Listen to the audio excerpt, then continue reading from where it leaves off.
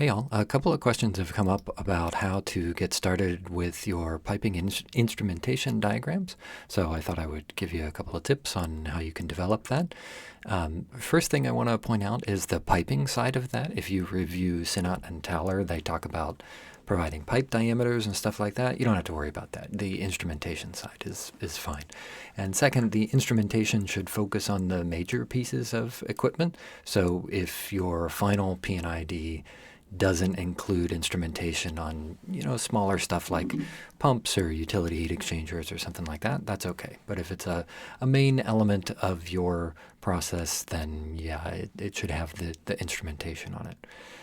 The other element I want to talk about is where these things come from. And the very first draft of this, of your instrumentation, almost always comes from your design variables. And so here you're going to have to call on your knowledge of material and energy balances, thermo, reaction engineering, controls, separations, all of that good stuff. A helpful hint for something like that is what you learned in CENG 170, which are that the big three are typically temperature, pressure, and either flow or volume or something like that. So I'll just roughly abbreviate that as Q. And these are the ones that you want to start with. An element that will help you is that in almost all cases, and I would say this is, I'm going to pull a number out here and say probably 90–95% of cases, we are going to control those design variables with a valve. Right? The vast majority of time, the control element is going to be the valve. So this is our control element over here, which is, again, almost always going to be a valve. Right? And this is what we're trying to sense. So often this becomes the instrumentation. Right? The instrument is trying to measure temperature, or measure pressure, or measure flow, or volume, or something like that. There are a handful of exceptions to the valve. The most common exception to the valve is a motor. So if you have something like a big fan, very rarely you'll have a pump that is actually adjustable, and every so often you'll also have a compressor that's adjustable.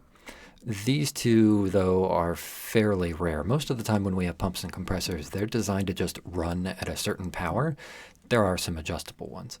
The fan, the reason I bring that up is because there's a very common instrument or a unit op that uses a fan that's adjustable, and that's a cooling tower.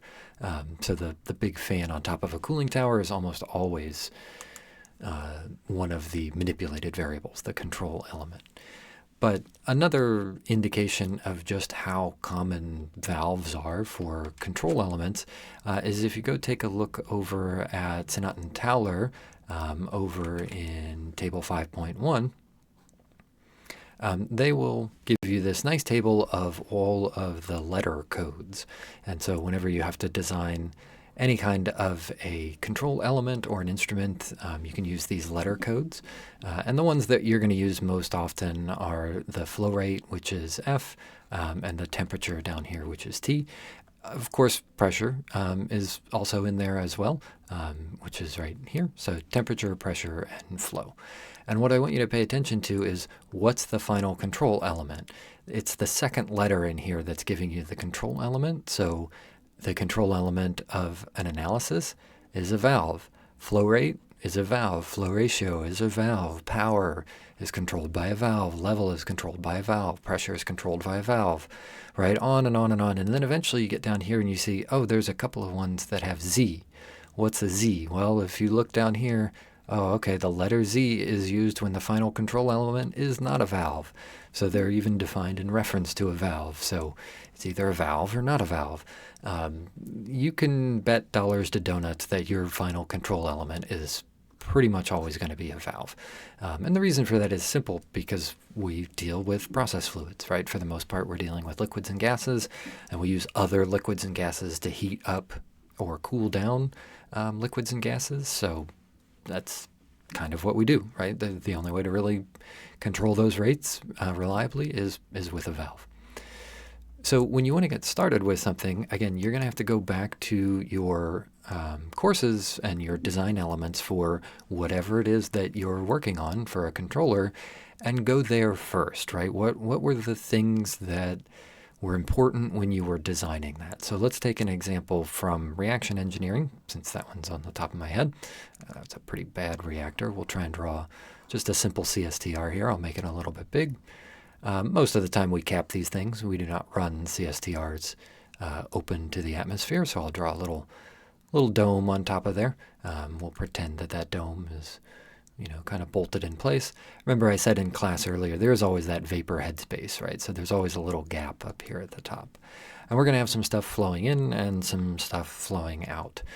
So I'll start off with just a single stream coming in and a single stream coming out. I'm not going to draw the mixer because it kind of, takes up a lot of space.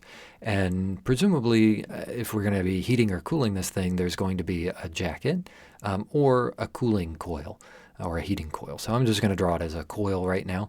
And we'll label all of these streams. So we'll put 1 over here, 2 over here. We'll call this R101 since that's just the number we're starting with. And I'm only going to label 3 as our inlet going in on this side.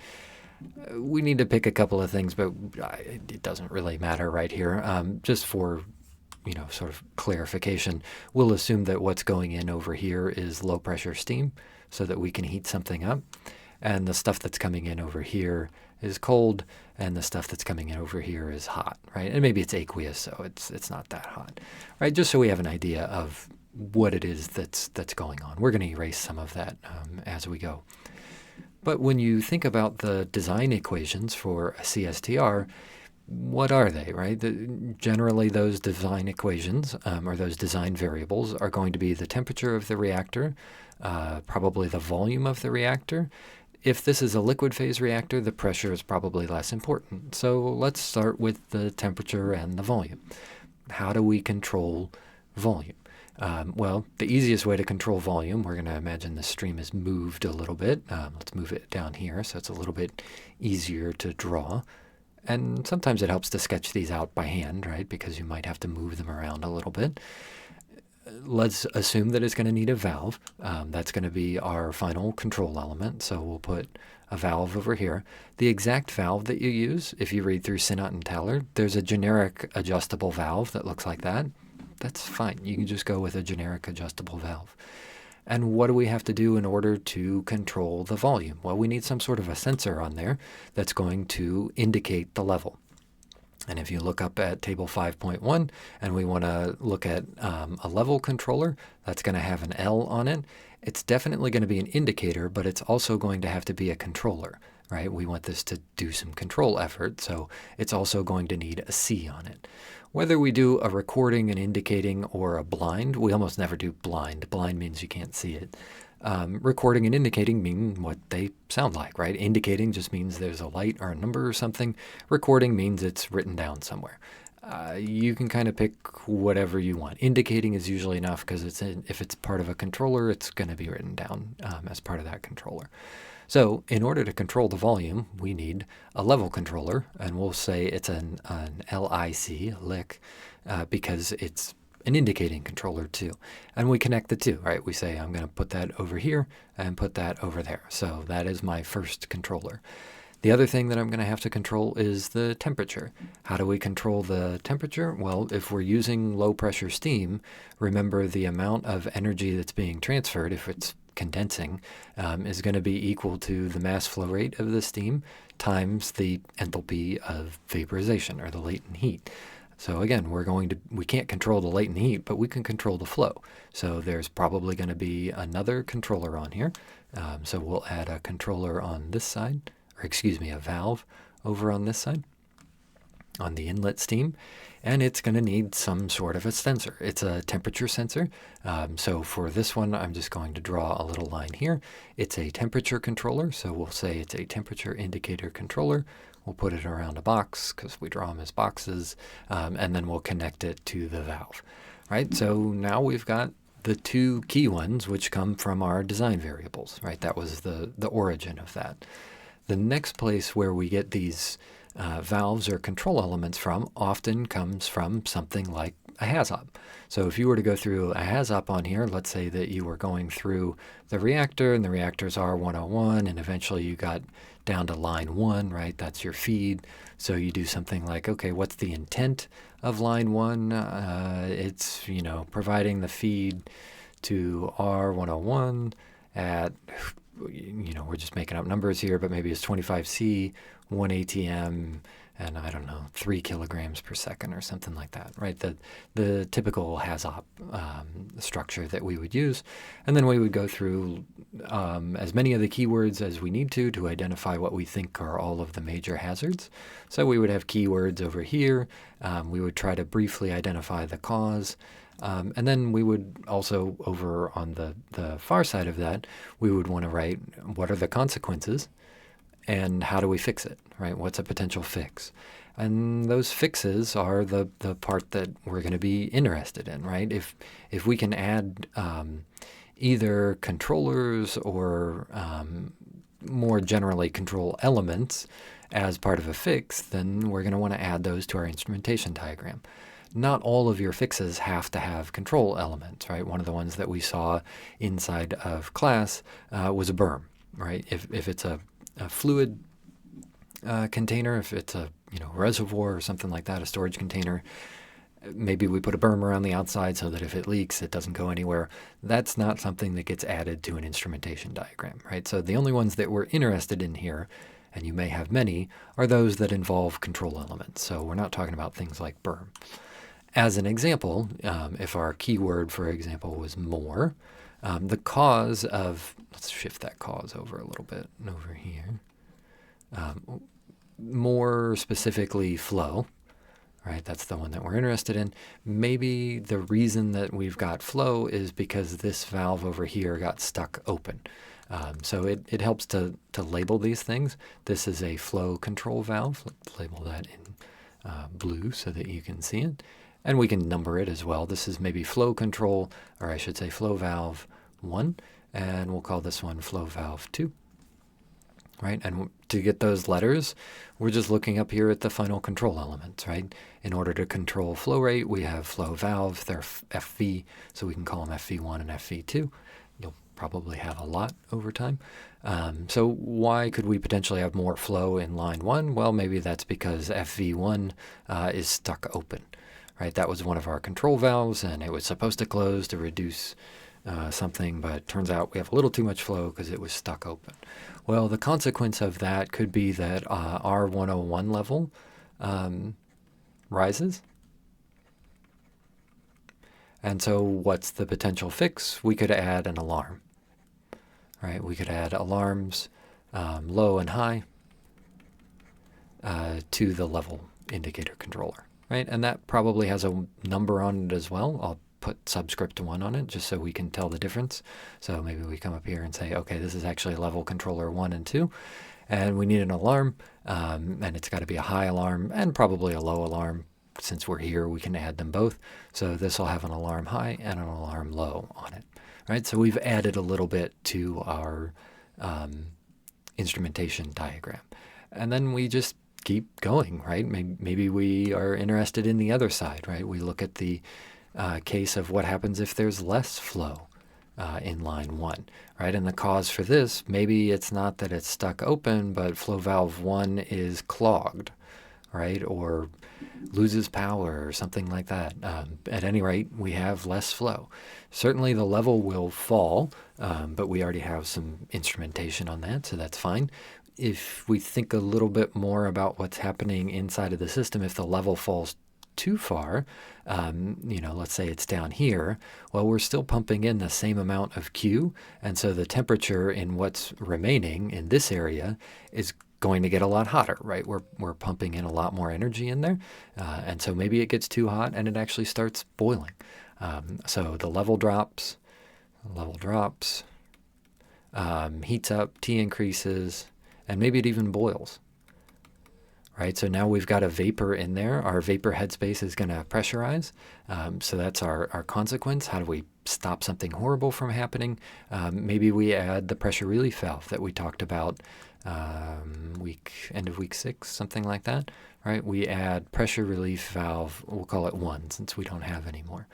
And we come up here to our drawing and we say, all right, I need in this vapor space up here a pressure relief valve. And remember the sketch or the diagram for a pressure relief valve was these 2 arrows that kind of come together like this, and we would label that pressure relief valve 1 or whatever the pressure relief valve is that we have on top of there.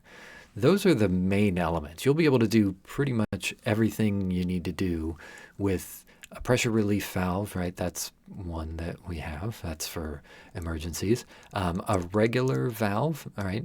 Just a flow control valve. That's the other one. So that's the one that looks like this. Pressure relief valve, right? That's the angled one, and we saw in class why it's angled like that, right? A little dot in between. That's the other kind of valve.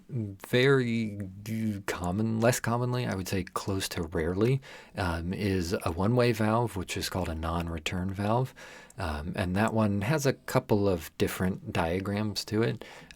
It's really not super important what it is you want to do with that.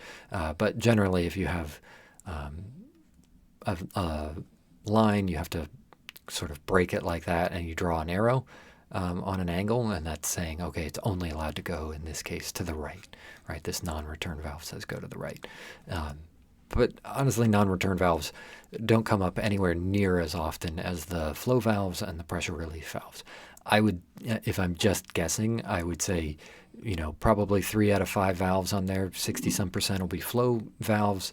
Maybe 20% will be pressure relief. That's probably pretty high, actually. It's probably more around, 10%. Let's actually change these numbers. I would guess, something like 80% will be flow control valves, probably 15% will be pressure relief, and only about 5% will be non-return valves. They don't come up a lot.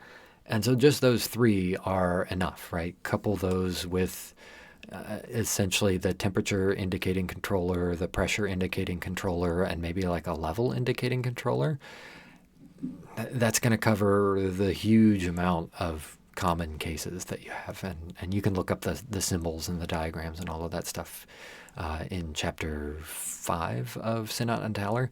And you don't have to be super specific about which ones you use. Like it doesn't matter if you're using a programmable logic controller or a shared display device controller, right? Just get it in the ballpark, and that's fine. We're not really worried about the fine details of that. So that's what I wanted to end with, right? The base of it, the beginning of it, really comes back to everything that you've been learning for quite a while, which is these design variables, right? That is what your instrument starts with, and your control element is almost always going to be a valve. That'll get you started, and then you come down to your HAZOP, and as you go through, maybe you find out it'd be a good idea to add a pressure relief valve, right? So you had a pressure relief valve, and you go through it like that. But that is my advice for getting started with piping and instrumentation. Just remember, you don't need the piping side, right? Don't worry about the piping side. Good luck on it, everybody.